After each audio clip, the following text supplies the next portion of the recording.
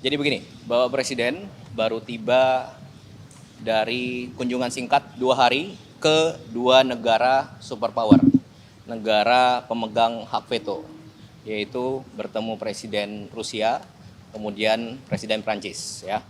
Kemudian di Rusia ada pertemuan dengan Presiden Putin. Intinya adalah peningkatan kerjasama di bidang energi jangka panjang. Kemudian Bapak Presiden menugaskan khusus Bapak Menteri SDM untuk bertemu utusan khusus Presiden Putin dan juga Menteri Energi dari Rusia. Nah, kemudian kami bergerak ke Prancis, kemudian beliau melaksanakan rapat dengan utusan khusus Presiden Putin dan Menteri, dan hasilnya beliau laporan kepada Bapak Presiden baru saja. Ya, untuk detailnya Pak Menteri SDM yang akan menjelaskan. Terima kasih Mas Eskap, teman-teman media. Alhamdulillah hari ini saya melaporkan kepada Bapak Presiden atas arahan dan perintah Bapak Presiden.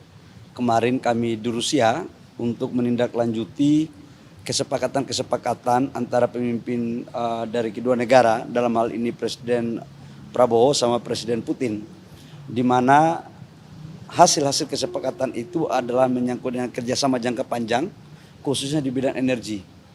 Kita tahu bahwa konsumsi daripada BBM kita satu hari itu 1,6 juta barel per day, dan lifting kita hanya kurang lebih sekitar 600 sampai 610 ribu barel per day.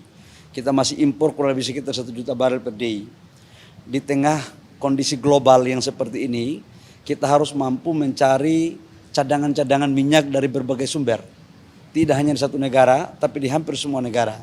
Alhamdulillah kemarin atas arahan Bapak Presiden sudah saya bertemu dengan Menteri ESDM dan utusan khusus daripada Presiden Putin, dan kabarnya alhamdulillah cukup menggembirakan bahwa kita akan mendapat pasokan crude dari Rusia, dan juga dari pihak Rusia akan siap membangun beberapa infrastruktur yang penting dalam rangka meningkatkan cadangan dan ketahanan energi nasional kita. Selain itu kita juga melakukan komunikasi terkait dengan LPG. Kita tahu bahwa LPG kita kurang lebih sekitar 7 juta ton setiap tahun kita impor, dan sekarang kita lakukan diversifikasi, dan insya Allah kita juga akan mendapat support. Tetapi yang ini masih butuh perjuangan, masih butuh komunikasi 2 atau 3 tahap. Tapi kalau crude-nya saya pikir udah hampir final.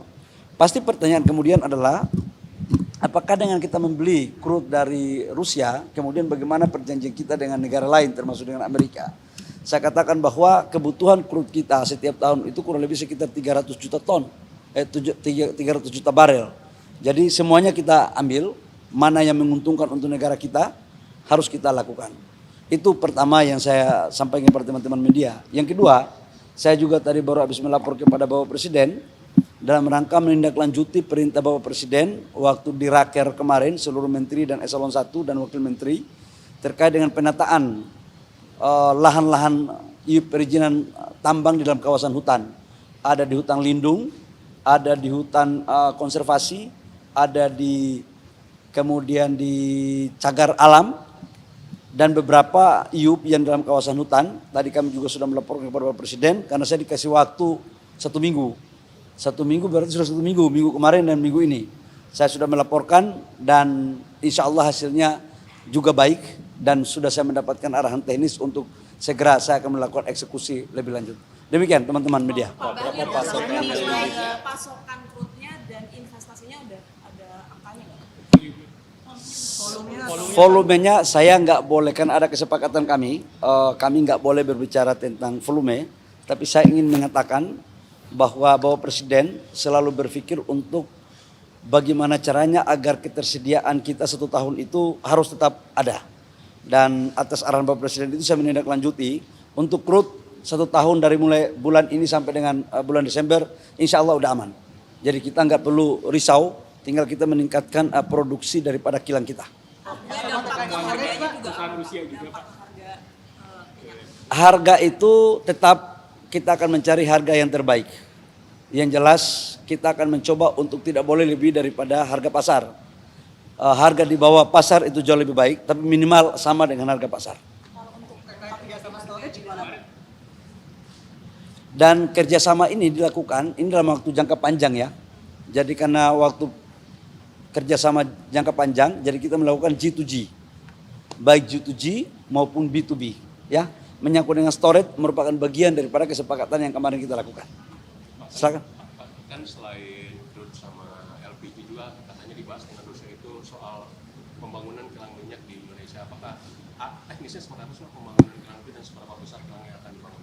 Itu salah satu poin yang kemarin kita bicarakan, bahwa memang ada beberapa investasi mereka yang sudah siap untuk masuk, tetapi finalisasinya tunggu ada 1-2 putaran lagi dengan kami, khusus untuk menyangkut dengan kilang dan storage. Nanti baru kami akan sampaikan. Termasuk nilai investasinya. Kalau beli itu kan trading biasa, tinggal volume dan harga pasar aja, tergantung ICP dunia kan.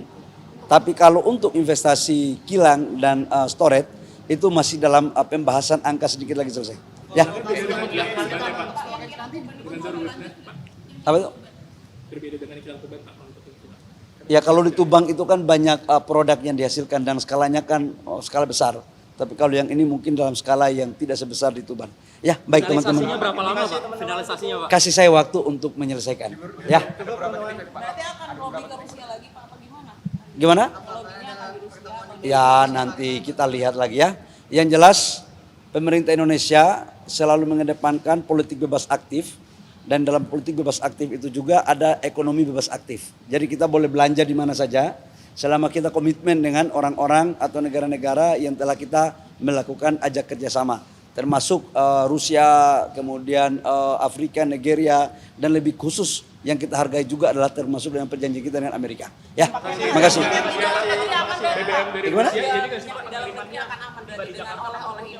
Amanlah. Saya sampaikan kepada publik bahwa insya Allah stok kita di atas standar minimum, baik itu solar, baik itu bensin maupun LPG. Insya Allah aman. Dan sekali lagi saya katakan bahwa kami sudah bersepakat atas arahan Bapak Presiden bahwa harga BBM untuk subsidi tidak akan dinaikkan sampai dengan akhir tahun, insya Allah sampai selama-lamanya. Ya, sampai doain. Ini kan tergantung dengan harga ICP, tapi kalau sampai dengan $100 itu sudah aman dalam APBN. Dan sekarang harga rata-rata ICP Januari sampai dengan sekarang itu tidak lebih dari $77. Jadi kita itu baru split $7.